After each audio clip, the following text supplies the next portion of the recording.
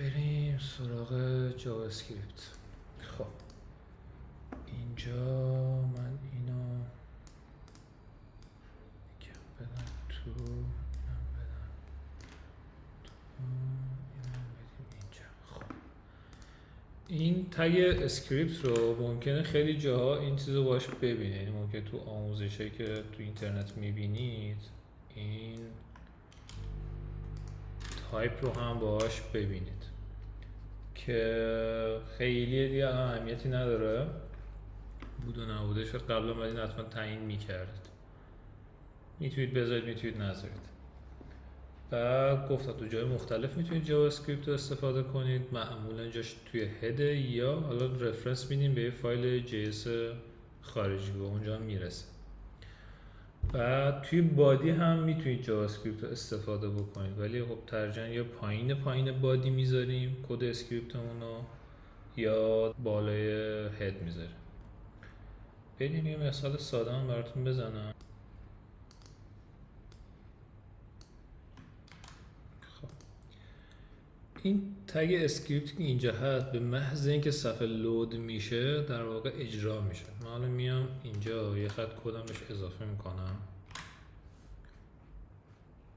داشتم این تایپ رو میگفتم که تکست جاوا اسکریپت رو الان تو بعضی آموزش میذارم و لازم نیست بذارید توی جدیدن و میتونید برش داد، خیلی اهمیتی نداره. جاشو گفتم که اسکریپت رو میتونید هر جایی بذارید، ولی معمولا تو بخش هد میذارن، توی بادی هم میتونید بذارید. یه مثال ساده رو من اینجا کپی کردم گذاشتم. کلا جاوا اسکریپت در واقع به صورت شاخه‌ای فایل HTML رو میبینه. یعنی چی؟ میاد یه داکیومنت یعنی کل این HTML و میاد get element by ID میکنه. یعنی چی؟ یعنی میاد اون المنت رو پیداش میکنه و حالا روش یه سری اتفاقات رو رقم میزنه.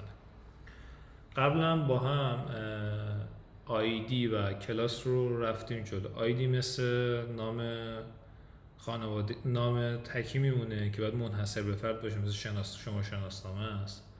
ولی کلاس مثل نام خانوادگی میده، میتونید به چندین تا تگ یه کلاس ثابت رو بدید. و من الان مثلا میام این رو در واقع آیدی بهش میدم دمو. این چیزی که اینجا می نویسم با اینجا یکی باشه. بعد با این خط کد میام inner HTML، یعنی میام HTML داخلش رو واسه من بیا تغییر بده هر جمله که میخوام و من اینو سیو میگیرم. الان حالت قبلی این اسمش this is heading بوده دیگه. حالا صفحه‌مو رفرش میکنم، میگه که پراپرتیسش ناله. چرا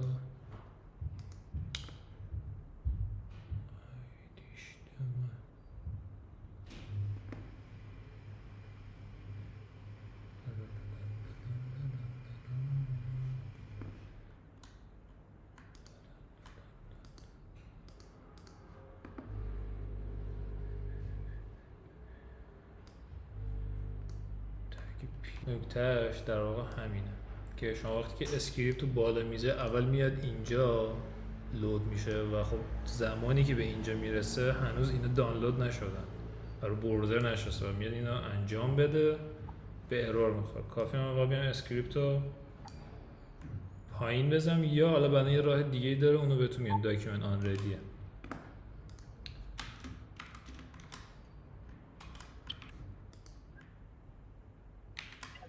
خب ران شد. میبینیم که جمله که میخواستیم رو برای ما لود کرده. در واقع میگیم که مثلا چیز اپ جمله رو عوض میکنیم. این دقیقه با رفرش دقیقه ران میشه. این کد رو من کامنت کردن چیه؟ حالا تو جاوا اسکریپت میتونیم با 2 تا اسلش یا با این روش بین 3 تا اسلش رو در واقع کامنت کنیم. کدی کامنت میشه انگار نوشته نشده. حالا من این رو کامنتش کنم، در واقع همون دیزیز هدینگه میمونه و اتفاقی نمیفته. حالا اگه من این از کامنت در بیارم، در واقع کد چی میشه؟ اجرا میشه. این یه کد خیلی ساده است که در واقع میاد چیکار میکنه؟ محتویات یه المنت رو در واقع واسه ما تغییر میده و حالا کار دیگه هم ما میتونیم باشه، ما میریم جلوتر پله پله هم بهتون میگم.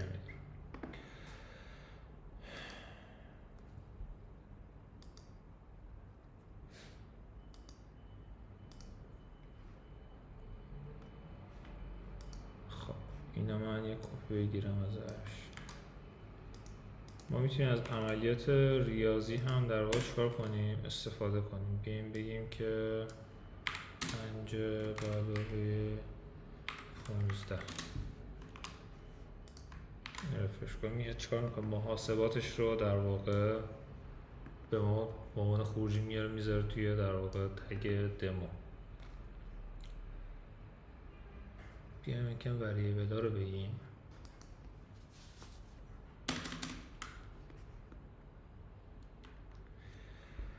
ما تو بخش برنامه‌نویسی دو تا بخش کلی داریم. یکی بحث مموریه که ما یه بخشی رو تو مموری می‌خوام 0 و 1 تخصیص بدیم، بخونیم، بریزیم، رید کنیم، رایت کنیم. و یه بخش هست بخش تصمیم گیریه. حالا الان ما میریم بخش خوندن و تغییر دادن مموری رو در واقع میریم با هم جلو. بعدش تو قسمت بعدی برسیم که من تصمیم گیری رو بهتون بگم. توی جاوا اسکریپت وقتی شما میخواید متغیر تعریف کنید، میاد میگید که ور مثلا یه اسمی بهش میدیم، وریبل 1. متغیر چیه؟ یه قسمتی از حافظه است. رم رو بهتون نشون دادم. فکر کنید که رم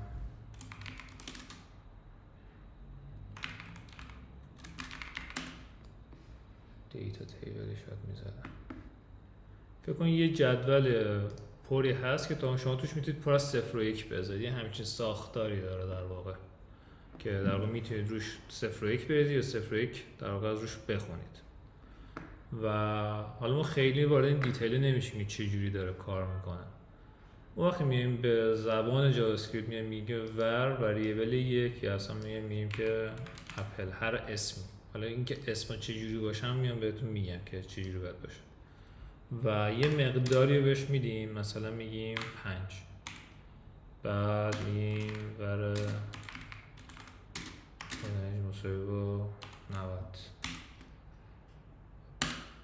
این میاد چیکار میکنه؟ مقدار 5 رو مساوی اینجوری ببینید که 5 رو میریزه داخل ظرف اپل. این یه ظرفی داریم که اسمش اپله. یعنی اومده یه قسمتی از خونه حافظه رو، حالا اصلا از چند تا چندش به ما ربطی نداره، ما داریم های لول کد میزنیم و وارد بخش اینکه از کجای مموری تا کجای مموری میخوایم ما به ما ربطی نداره. ما میایم به کامپیوترمون میاد یه فضایی رو بیا با هم توافق کنیم، اسمش میذاریم اپل. تو مقدار 5 بریز توش. با این خط کدی که زدیم اینو داریم بهش میگیم ور، یعنی داریم میگیم یه وریبلی رو داریم تعریف میکنیم، متغیری رو داریم تعریف میکنیم، اسمشو گفتیم و یه مقداری رو گذاشتیم. حالا برای اورنج هم همینطور. الان ما یه جای از حافظه‌مون مقدار 5، یه جای از حافظه‌مون مقدارش 90. حالا میخوایم بیایم چیکار کنیم؟ این دوتا رو با هم جمع کنیم. میگیم که اپل به علاوه اورنج. همیشه از سمت راست مساوی به سمت چپ میریم. یعنی میگیم اورنج به علاوه اپل، یعنی میشه 90 به علاوه 5، اینجا میشه 95. این الان ما اینجا داریمش. حالا میخوایم بیایم اینو توی در واقع سایتمون نشونش بدیم. یه سیوش میکنیم، میبینیم که مقدار خروجی رو واسه ما درست آورده. حالا ما برای رسوندن در واقع این مفاهیم به کامپیوتر چند تا راه داریم. ما چند جور متغیر یا چند جور دیتا داریم. یکیش دیتا عددیه، مثلا میتونیم بیایم اینو اعشارش کنیم و حالا برای جاوا اسکریپت اعداد اعشار و اعداد اینتیجر یا صحیح خیلی براش فرقی نداره و شما کافی از همین وریبل استفاده کنید و عددتون رو جلوش بنویسید. یه دیتای دیگه داریم که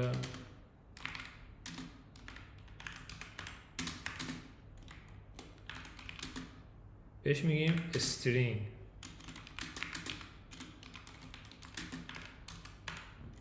این هر چیز رو ما توش بنویسیم در واقع واسه ما چیکار میکنه؟ میاره و این برای دیتاهای متنی ما بهش میگیم.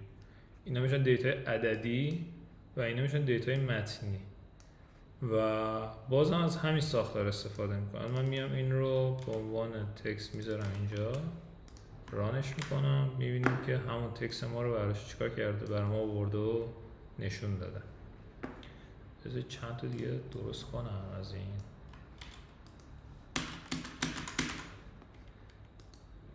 یک، دو، سه، چهار. بعد اینو تا اینجا داشته باشیم. این دمو یک بشه. بعد سامه بره اینجا. اوکی. اینجا اول سام میخوام بریزم تو دمو، بعد میام در نهایت مای تکست رو میزنم تو دمو یک. اینو سیو میکنم.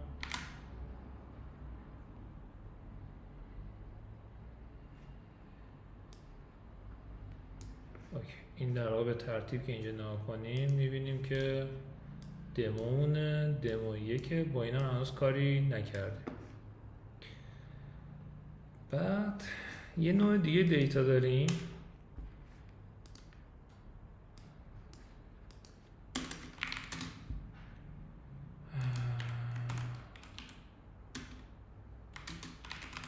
ترو فالس. ترو فالس چیه؟ ما برای استیت ها مثلا برای اینکه بخوایم بگیم یه چراغ یا روشنه یا خاموشه، یا یه شخصی صلاحیت داره وارد مثلا مجموعه ما بشه یا نداره، یا مثلا میخوایم ببینیم یه شخصی مثلا سنش به یه حدی رسیده که گواهینامه بگیره، یعنی یا بزرگتر از 18 ساله یا پایینتر از 18 ساله، یعنی شرط مابین نداره. و برای این شرط ما میایم چون از بولیان ها یا ترو فالس ها استفاده میکنیم و حالا از این بولیان ها خیلی برای تصمیم گیری هامون میایم استفاده میکنیم. در واقع میایم اینجا و ما این رو میذاریم اینجا. واقعا بحث ترو فالسش واسه ما میاره.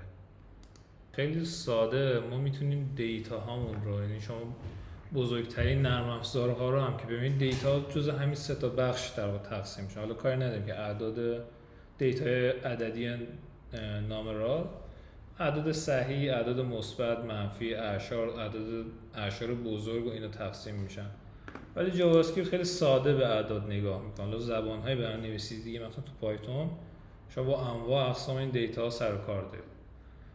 یا دیتاتون از جنس استرینگه که حالا ما بهش میگیم رشته استرینگ، که نکته هم که هست شما میتونید اینو داخل دبل کوتیشن، به این میگن دبل کوتیشن، یا سینگل کوتیشن بذارید و میبینید هیچ فرقی نمیکنه. شما اینا تو جاوا اسکریپت براش دو تا مسئله هیچ فرقی نداره. و وریبل بولیان که خیلی باشون سر کار داریم، حالا تو بحث هم تصمیم گیری که گفتم، و اونجا ما میتونیم بذاریمشون رو در واقع موادیر مختلفش رو استفاده کنیم و بررسی کنیم. اینا میتونیم تغییر بدیم، با هم جمع بکنیم و حالا میریم چند تا کار رو با همین با هم انجام میدیم.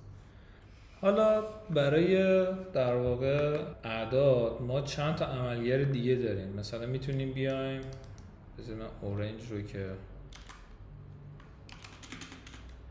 بیشتره، بیایم چکار کنم؟ تقسیمش کنم. اسپیس هم که بچه میدید تو برنامه‌نویسی خیلی اهمیتی نداره، 10 تا اسپیس هم بزنید همون کار کرده داره. من اینجا میزنم در واقع میاد اورنج 90 خوردی رو تقسیم به 5 میکنه، ریزالتش رو به ما میده، مثلا 18 و خورده ای میشه. در واقع بگیم که 90 ممیز 65 764 تقسیم بر 5 دقیقا همین. یا مثلا میتونیم چیکار کنیم؟ تو هم ضربشون، ضرب و حواستون باشه مثل ریاضیات نیست که با x باشه. در واقع با ستاره است و میبینید که اینجا کامل ریزالتش رو واسه ما آورده. یا مثلا میتونید مثلا چیکار کنیم؟ کمشون کنیم. اینا رو شاید با ماش حساب ویندوز هم کار کرده باشید بدونید، ولی چیزی که خیلی لازمتون میشه پس باقی مانده است اینه که باقی مانده میبینید دقیقا این عدد واسه ما آورده. اگه به 5 تقسیمش کنیم باقی ماندهمون میشه این. توان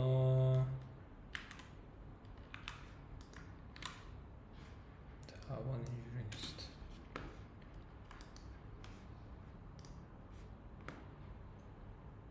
توی جاوا اسکریپت بهتون میگم سینتکسش خودم یادم.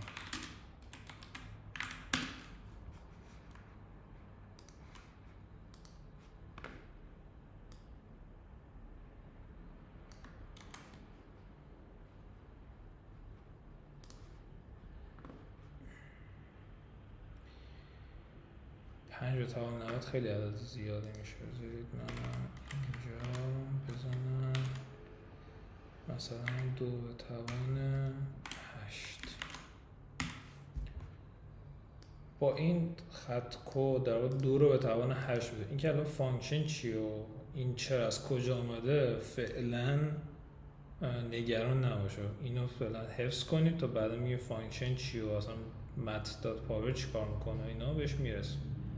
ولی اینکه من تو استوریام اگه دیده باشید گفته بودم که ریاضی شما خیلی باهاش سر و کاری ندارید، یعنی همینطور که داریم از تابع توان استفاده میکنیم تابع انتگرال هم همینه. ورودی ها رو بهش میدیم و در نهایت به ما خروجی میده.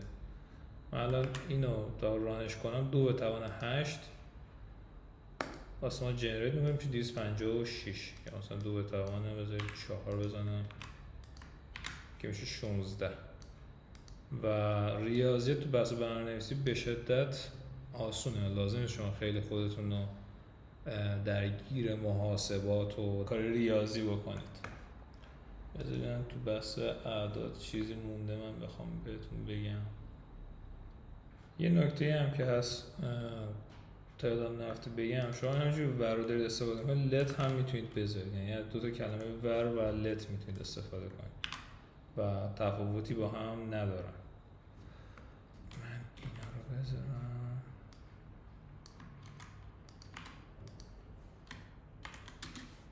خب حالا میام اینجا چیزی که هست شما میتونید چیکار کنید؟ متغیرها رو مقادیرش رو عوض کنید. مثلا اینو میکنم 6 را میگیریم میشه 96. من تغییر توش اعمال نمی کنم، سیف میکنم شد 95 یعنی این 5 جمع شد. و شما میتونید مقادیر رو چیکار کنید؟ عوضش کنید. حالا چه لت باشه و چه ور باشه شما میتونید تغییرش بدید، ولی برای اینکه مثلا تو بحث‌های کدتون وقت کدتون بزرگ میشه بدون یه چیزی رو نمیخواید تغییرش بدی کلمه کانست رو میذارید براش.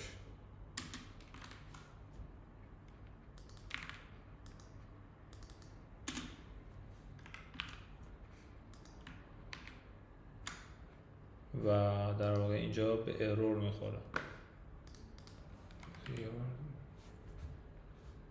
مطمئن بشم که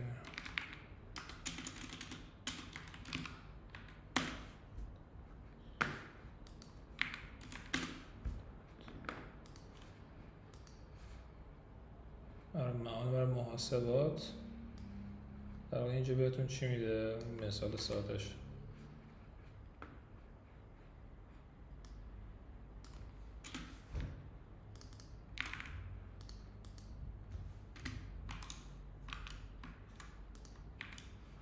اینجایی تو کنسول بریم میبینیم که مثلا به اون ارور داده میگه خط 33. دقیقا خط 33 به ارور خورده. جاوا اسکریپت کلا اینجوری که به ارور میخوره نمیاد مانع اجرای برنامه شه، از اونجا به بعد کرش میکنه. یعنی نکنه کد اینجا به بعد هیچ کدوم انجام نداده چون اینجا به ارور خورده. میبینید گفته uncut type error assignment to constant variable، یعنی وقتی شما یه ثابت رو دارید تعریف میکنید دیگه اجازه ندارید به تغییرش بدید و در واقع ارور براتون ریز میکنه. اینو کامنتش کنم. بعد میتونید ویندوز رو در واقع اسلش هم بزنید. حالا مک میشه کامند و اسلش، ویندوز میشه کنترل اسلش. میتونید کامنت و آن کامنت بکنید به همین راحتی. اینا رو هم گفتم. دیگه با اعداد چه کاری میشه کرد؟ ما گفتیم اپل شما میتونید به تغییر بدید دیگه. یه دونه چیز هم هست، بحث اینکریمنت ها و دیکریمنت خیلی به درتون میخوره. اینو زیاد میبینید.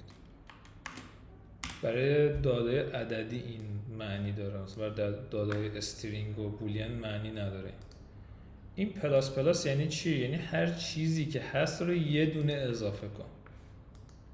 حالا من صفحه رو رفرش میکنم. در واقع اینجا 5 بوده و میاد اینجا پلاس پلاس میشه 6. 6 با این 90 جمع میشه 90. اگه من اینو 2 بار بنویسم انگار 2 بار یه دونه اضافه میشه. بعدا میرسیم که این پلاس پلاس خیلی کاربرد داره. فقط اینو بدونید که پلاس پلاس یعنی این و میبینید که یه دونه باز بهش اضافه شده.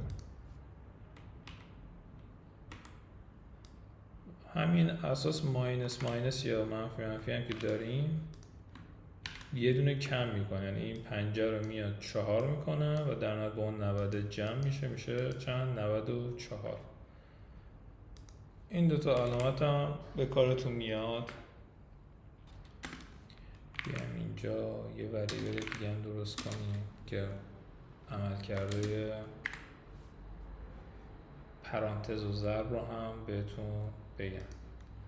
اگه من اینجا بیام مستقیم ضرب کنم چه عددی رو خواهمش؟ اول به علاوه است یا ضرب؟ اینجا با هم یه اجرا بگیریم. ضرب و تقسیم همیشه اولویتشون بالاتره. در واقع میاد چیکار میکنه؟ اول این دوتا رو با هم ضرب میکنه، یعنی 2 ضرب در 5 میشه چند؟ 10 و 10 رو میاد با این جمع میکنه. ولی اگه من میخوام خودم اولویت ها رو تغییر بدم بعد بیام پرانتز بذارم. الان دید میشه 90 به علاوه 5 ضرب در 2، یعنی میشه 95 ضرب در 2 میشه 91. اینجا یه نکته من بگم، اینجا شما اپل پلاس پلاس رو داشتین دیگه، اینو یه جور دیگه هم می نویسن به علاوه مساوی در واقع 1 یا میتونم بنویسن اپل به علاوه مساوی اپل به علاوه 1. همه این سه تا یکی هم. یعنی اینجا گفتیم از سمت راست میخونیم میگیم اپل به علاوه 1. اپل چنده؟ 5 به علاوه 1 میشه چند؟ 6. 6 رو میریزه دوباره تو خودش و هیچ ایرادی نداره که هم این ور باشه هم این ور باشه. خیلی شبیه معادلات ریاضی نیستن این قضیه. این هم ساده شده همینه که میاد به علاوه مساوی 1 میکنه. یعنی ما اگه بیایم اینجا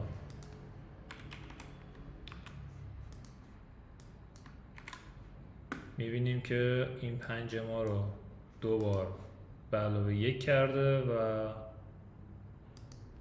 با 90 جمع کرده. حالا مثلا من میام اینجا به علاوه 5ش میکنه.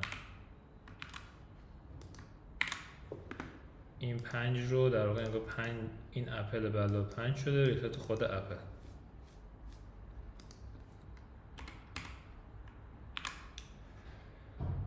خب در مورد اعداد بیشتر از این فعلا نمیخوایم عمیق بشیم. تا همین بخش خیلی از کاراتون رو در واقع میتونه جلو ببره. بریم سراغ بخش استرینگ.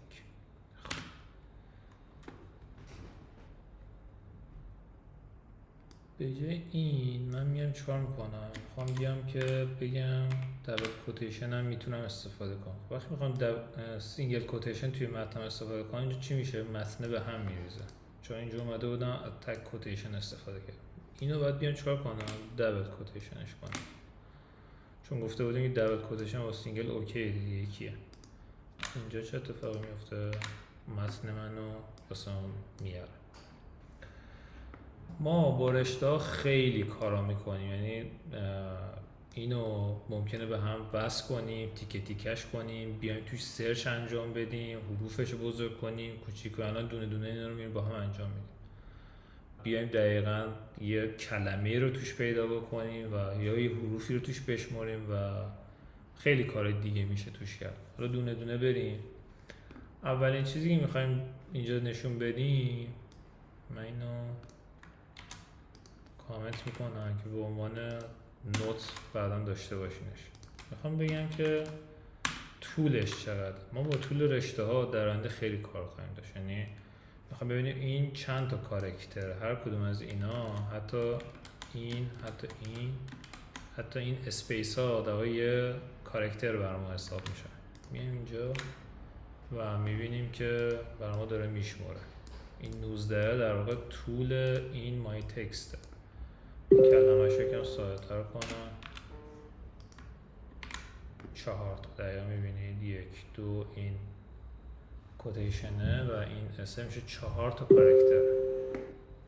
حتی شما توی تکست هم میتونید اعداد هم داشته باشید، یعنی هیچ تفاوتی نمیکنه که چی بذارید توش و اینها رو هم کاراکتر میشه. اینا تا دیتای عددی نیستن که بخواید ضرب و تقسیم و جمع اینا کنید. این نوشته اون عدده، حتی اگر متنی جلوش نباشه.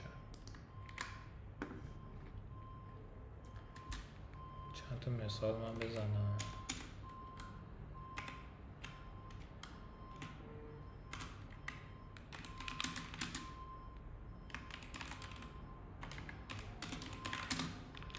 خب اگه خود دبل کوتیشن رو بخوایم توی متن داشته باشیم چیکار کنیم؟ میایم یه دونه اسلش پشتش میذاریم و این در نهایت یه دونه دبل کوتیشن به ما میده.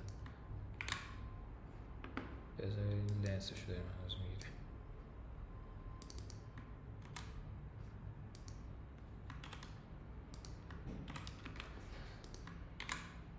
میگیریم. دبل کوتیشن رو واسه ما میاره. ولی اگه اینا هم بزنم اصلا ارور سینتکسی میگه که کد مشکل داره و اینجا سینتکس ارور میگیریم. میگه خط 50 سینتکست میگه ارور داره، نمیتونی یه کوتیشنی رو باز کنی ولی نبندیش، چون قبلیه رو بسته این کوتیشن تشخیص داده. شما هر کوتیشنی که باز میکنید باید اونورم ببندیش. اینا ما سامپل داشته باشیم. اگه خود بک اسلش رو بخوایم چی میان چیکار میکنیم؟ 2 تا بک اسلش میزنیم. اگرم تگ کوتیشن رو باز بخوایم، اینم یه راه دیگه شه. یه راهش رو بهتون گفتم که اینم یه راهی که بخوایم سینگل کوتیشن در واقع.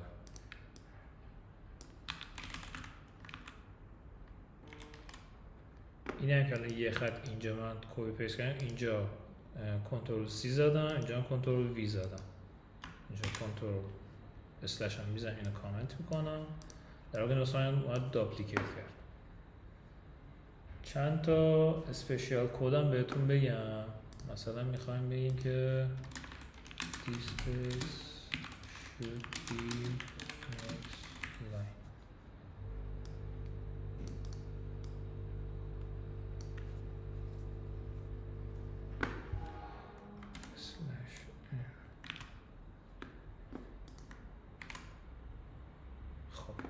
توی HTML این n در واقع کار نمیکنه برای خود کنسول و بلکه بخشا. این /n انتظار داریم که اینو ببره چی؟ خط بعدی. یعنی بیام کنسول لاگ کنم، بعد مای تکست بذارم،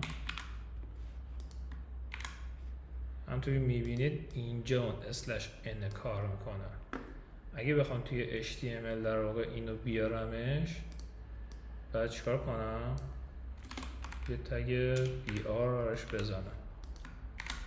میبینید اینجا واسه من فرستاد خط بعدی، انگار یه دونه اینتر زدیم. خب این هم از این چیز هم بیام بگم، مثلا میگیم که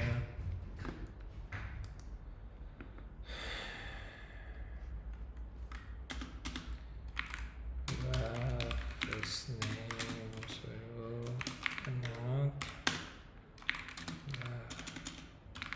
last name. خب دیگه با این کاری نداریم، بریم به دمو 3 مثلا یه مقداری رو بدیم، اینو بذاریم 2، اینو بدیم 3. خب این چند خط کدمون چیکار میکنه؟ خب فرست نیم رو داره یه مقدار بهش میده، خوبه. لست نیم رو داره بهش یه مقدار میده. فول نیم رو چیکار کرده؟ گفته فرست نیم به علاوه لست نیم. اینجا که ما دیتا عددی نداریم به علاوه باشیم، به علاوه اینجا بهش میگیم کانکت کردن، در واقع اونا رو به هم میچسبونه به همین ترتیب و در واقع میاد فرست نیم هم لست نیم هم میچسبونه و میاد هر چقدر اسپیس من اینجا بزنم میبینیم که اهمیتی نداره، فول نیم میشه و فول نیم هم میخوام بذارم داخل این. بریم ببینیم خروجیش چی میشه. شد عماد حجازمی اینجا اسپیسی نداره، من دسته اینجا کلی اسپیس گذاشتم و من این اسپیس رو پاک میکنم، یه سیو میگیرم ازش و میبینیم که باز هیچ فرقی نکردم. میتونیم چند تا کار بکنیم. یکی میتونیم اینجا اولش یه اسپیس بدیم، میتونیم آخر این یه اسپیس بدیم، بعد میتونیم بیایم چیکار کنیم، یه دونه اینجوری یه اسپیس اینجا بدیم، بعد به علاوه بدیم، یعنی میگه فرست نیم یه اسپیس لست نیم. چی شد؟ اون فاصله که میخواستیم رو به ما داد. این به هم چسبوندن در واقع رشته ها خیلی چیز کاربردی و لازمیه و در واقع ما خیلی کارا رو با همین انجام میدیم.